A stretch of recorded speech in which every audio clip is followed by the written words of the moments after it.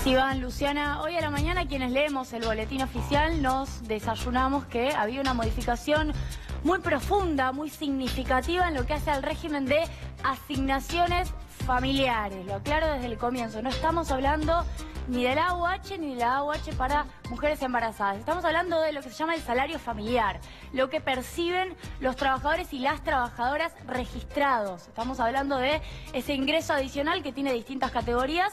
La más conocida es el salario familiar por hijo, pero también hay por prenatal, por ayuda escolar, hay una cantidad de rubros, también por hijo o hija con discapacidad. Voy a pasar a listar los cambios. Pueden ir y buscarlos, está muy claramente, tanto en el decreto 702-2018 como lo de ganancias en la resolución 4283. Por internet la buscan y se puede leer. Lo primero, eliminan la diferencia por zona. A ver, Argentina a partir de 1996 estableció que había en este decreto, en esta ley de asignaciones familiares, zonas a las cuales había que potenciar, apoyar en su desarrollo económico, sobre todo la Patagonia y las provincias del norte. La Pampa, Río Negro, Neuquén, Formosa, algunos departamentos de Formosa, algunos departamentos de Catamarca, Chubut, provincia completa, algunos departamentos de Jujuy, Santa Cruz, provincia completa, algunos departamentos de Salta, por ejemplo, Orán, y Tierra del Fuego, también provincia completa. Todos los trabajadores y trabajadoras con sus hijos, ¿no? Y sus hijas que viven en estas, hasta el día de hoy, ¿no? Zonas, en estas provincias o departamentos, tenían una asignación más elevada que la que cobra el resto del país. Provincia de Buenos Aires, Gran Buenos Aires, las principales provincias de la zona núcleo, Santa Fe, Córdoba. Esta diferenciación se eliminó.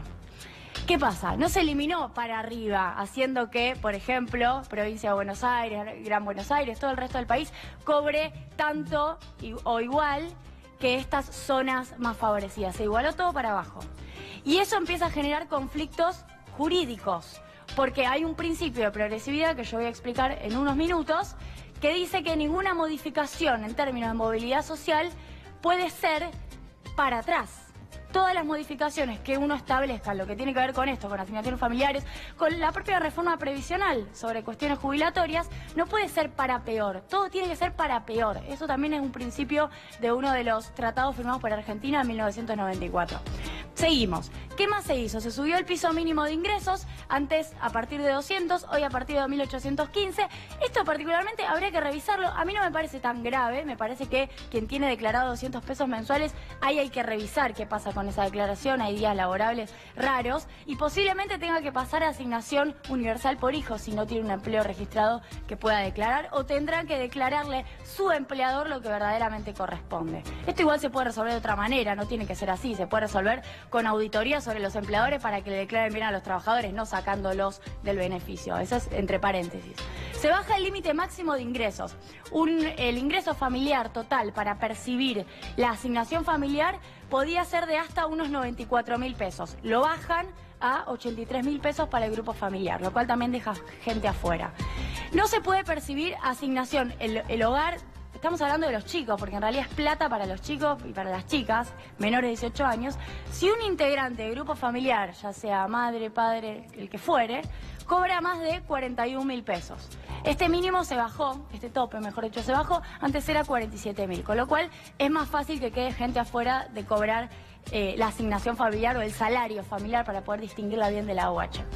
Y ahora el último punto es ganancias, que es lo que ya trascendió por todos los portales y que también tiene que ver con esto. Yo hablaba hoy con gente de ANSES, me dicen las dos medidas van juntas, que es solo un cónyuge puede deducir, en criollo, descontar de lo que le cobran de impuesto a las ganancias, por la hija, el hijo o los hijos o las hijas. Es decir, antes podían cobrar, deducir mejor dicho, que es similar a cobrar, los dos cónyuges, ahora solo uno. Algunos ya se están haciendo eco de esta medida y dicen, bueno, se puede dividir al 50% del beneficio. Indirectamente es una suba del impuesto a las ganancias. Esto hay que decirlo, y no está muy alejado de lo que ya decía el Fondo Monetario Internacional cuando decía se puede subir el impuesto a las ganancias a la cuarta categoría. Estamos hablando de los trabajadores y las trabajadoras. Sigamos. Quiero explicar sobre todo la cuestión de las asignaciones familiares. Acá tenemos un costo fiscal estimado por nosotros. Hablé con gente de ANSES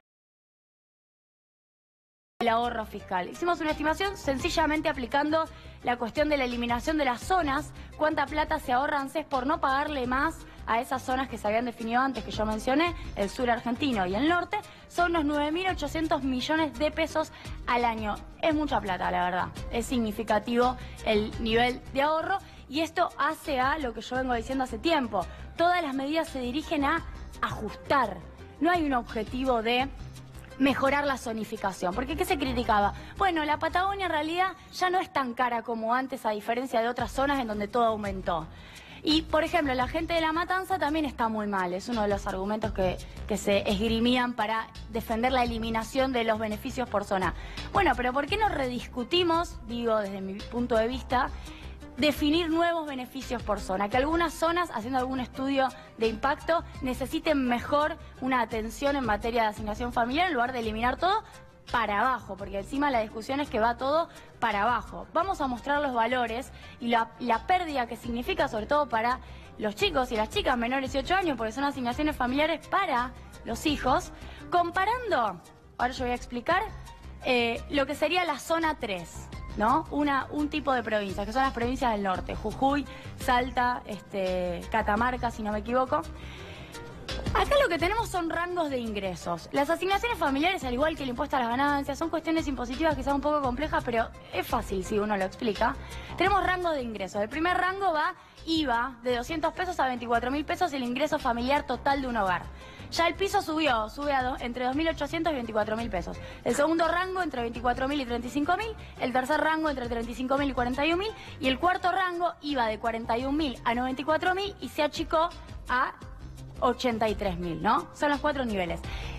Todas las asignaciones por hijo solamente, esto es solo por hijo porque son distintos los valores según lo que fuere, si es prenatal, si es escolar, se unifican en un valor general. Se eliminaron las zonas en donde había más plata para los chicos de esas zonas desfavorecidas. Entonces, 1.500 pesos se le da por hijo a los que tienen entre 2.800 pesos y 24.000 pesos de ingreso familiar total, 1.000 pesos para el segundo rango, 640 pesos por hijo para el tercer rango, 328 pesos por hijo para el cuarto rango. ¿Qué pasaba, por ejemplo, en esta zona 3, que son las provincias del norte? Se les daba más. Se les daba 3.100 pesos por hijo contra 1.500. Es decir, pierden 1.577 pesos por hijo. Esto es la violación del principio de progresividad. Estaría bueno que podamos invitar más adelante a abogados previsionalistas que puedan discutir esto. Esto es un 50% menos. Claro, a esto se le va a aplicar la movilidad en el mes de septiembre. Se le va a aplicar el porcentaje que se calcule de la movilidad. Pero ya es un retroceso. De nuevo, segundo rango entre 24.000 y 35.000 pesos de ingreso familiar. Percibían 1.000 pesos y los hijos y las hijas que están en las provincias del norte argentino favorecidas, 2.800, pierden 1.700 pesos, ¿no? Estamos hablando de bastante. Pierden 1.800 pesos en la tercera categoría y 958 pesos son los que quizás menos pierden, lo de la categoría más elevada. Esto es ajuste fiscal, no hay forma de maquillarlo de otra manera. Sigamos, si no me equivoco tengo una placa más, la última, donde explicamos, bueno, esto que yo decía, la ley de movilidad tiene un artículo 1, es la ley 27.160, la pueden buscar, fue promulgada el 16 de julio de 2015, que dice: en ningún caso la aplicación de dicho índice, el índice de movilidad, podrá producir una disminución del valor de la asignación, ¿no? Son cuestiones para discutir, yo no soy abogada, pero me lo han planteado porque es violar un principio que dice que toda modificación tiene que ser para adelante. Eso es básico. Seguimos con la última, y este es un vínculo con lo que se firmó con el Fondo Monetario Internacional, que paradójicamente no se firmó el ajuste. Se firmó otra cosa con el Fondo Monetario Internacional. El Staff Report dice algo muy interesante sobre protecciones sociales. El FMI dice ajusten todo. Pero como somos un nuevo FMI, entre comillas, vamos a proteger 3 cosas. La UH para mujer embarazada y la asignación familiar. Yo hoy lo leía de nuevo. Acá está en inglés para los que le quieren sacar alguna foto y acá está la traducción. Dice en la página 13, el Staff Report, se protegerá el gasto social en las asignaciones contributivas familiares, incluyendo subsidios a monotributistas que se contemplan en el programa presupuestario denominado asignaciones familiares. Claro, no dice no se van a tocar, dice vamos a protegerla, lo cual también es una redacción ambigua y posiblemente habilite a que estas medidas ocurran. Es interesante revisar que de todas maneras esto era lo que no se iba a tocar y pasó muy poco tiempo y ya se tocó. Julia, muchísimas gracias. Vamos a conversar, por supuesto, este tema y todos los derivados a este tema con Adriana Clemente, que es directora en Ciencias Sociales. Está aquí con nosotros justamente para hacer un análisis en una primera instancia de todo lo que mencionó Julia Estrada. Bienvenida, Adriana. Muchas gracias. Bueno, lo que hay para decir es que se violaron nuevamente varios principios, no solo el de progresividad en el ingreso, en lo que es un derecho social, sino yo me detendría también en lo que es el principio de compensación, ¿no? Que es algo tan caro a un país del tamaño de Argentina, con realidades regionales distintas, con 4 climas, con un montón de particularidades de sus economías regionales, que el sistema de protección tiene que poder atender. En ese sentido, el plantear una suerte de igualación hacia abajo es también un principio violatorio de cosas que se han logrado después de mucho esfuerzo, porque en realidad ninguna de estas cosas no fueron sin alguna lucha y sin reclamos, sin que las provincias tuvieran que hacer pedidos específicos y que la política le ganara a la economía en reconocer lo que significa vivir en la Patagonia, por ejemplo, o lo que significa vivir en provincias que no tienen las ventajas que puede llegar a tener la pampa húmeda. La otra observación que yo hago tiene que ver con que casualmente las retenciones, la baja de las retenciones de la soja le significó mil millones de dólares y en realidad estamos hablando de la misma plata. Es decir, al mismo tiempo que hace unos días, pocas horas, el presidente afirmó que esto no se tocaba y que iba a ser así, que esa decisión estaba en firme, 48 horas... 72 horas después recibimos esta mala noticia. Esta mala noticia que hay que escribirla dentro de lo que es una lógica de reforma. Las reformas pueden ser totalizadoras y actuar bajo un principio de acción compulsivo, entonces se viene la reforma, va a pasar esto, esto y esto, o pueden actuar por goteo. Este gobierno viene haciendo reforma por goteo y de manera bastante cruel y solapada, porque se trata de cambiar criterios, se trata de cambiar montos, se trata de cambiar condiciones de acceso, entonces ahora para poder acceder al Progresar el joven tiene que tener una cantidad de requisitos que antes no tenía, pero el programa está, el programa está. Adriana, perdón, sí. Discúlpeme la interrupción.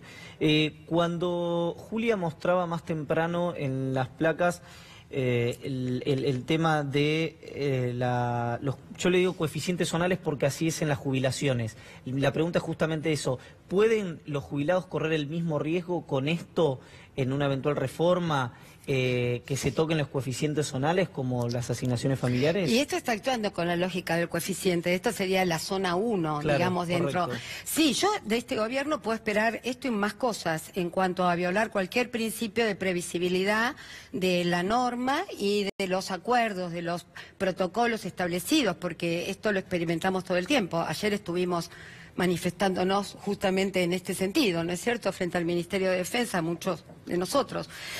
Así que no diría que eso no puede ocurrir. Yo diría que sí, diría que lo que a mí me sorprende quizás es que yo pensé que todo iba a estar actuando dentro de lo que es el sistema no contributivo. Quizás la novedad es que rápidamente en este periodo de aceleración que se está dando respecto al saqueo y a terminar de vaciar los fondos públicos, se van acelerando medidas que eran impensables. Y ahí quizás yo tomaría lo del Fondo Monetario, porque en realidad está previsto que no se toque lo no contributivo, y lo contributivo está indirectamente planteado. Y de alguna manera esta reforma ellos la querían pronto, definitivamente. No les va a poder salir bien, porque la política le va a ganar a una medida de estas características. Estamos hablando de provincias como Chubut, que estuvo incendiada hasta hace unos días, con chicos sin escolaridad durante meses. Es decir, sigue siendo o una altísima provocación para que efectivamente o haya violencia o haya situaciones que excedan lo que puede ser la convivencia democrática o simplemente estupidez. La incapacidad de saber qué hacemos con la plata que no va a entrar de la soja. Y bueno, vamos por lo mismo, ¿no? Ahora, Adriana, para ir terminando. No, me parece bien y... La franqueza, que es mi opinión. No, y por eso no la queríamos interrumpir. Pero brevemente, si se le ocurre alguna reflexión, ¿por qué un gobierno teniendo tantas posibilidades para, incluso en la matriz ideológica del gobierno, recortar, y lo digo quiero reforzar la palabra recortar, elige recortar en asignaciones familiares? Digamos, ¿cuál es, incluso si se quiere, la lógica operativa, pragmática, administrativa de esto? Pero este gobierno ya recortó en pensiones de invalidez. Claro. Recortó. Este gobierno ya, digamos, cambió una fórmula que le salió un poco mal porque la inflación, que es una desgracia para todos, aumentó, pero definitivamente ya fue por los jubilados el año pasado y le salió relativamente mal. Más o menos, vamos a ver cómo da la próxima fórmula. Este gobierno desabasteció hospitales. Este gobierno, para mí, digamos, no... Creo que, por eso digo, la novedad es que este es el sistema contributivo y ellos rápidamente tienen que cerrar, para mí, caja con este regalo que le han hecho a la patria sojera. Lo voy a decir de ese modo, porque no es de otra manera el concepto, y efectivamente están perjudicando, y no hay límites, si son niños. A ver, limitar la quita del IVA a los jubilados hasta 300 pesos, hasta 300, son medidas que van pasando, que van... ya, digamos, sorprendentemente, estamos tan sorprendidos que no las vamos sumando. Adriana, muchas gracias por haber venido. Un gusto.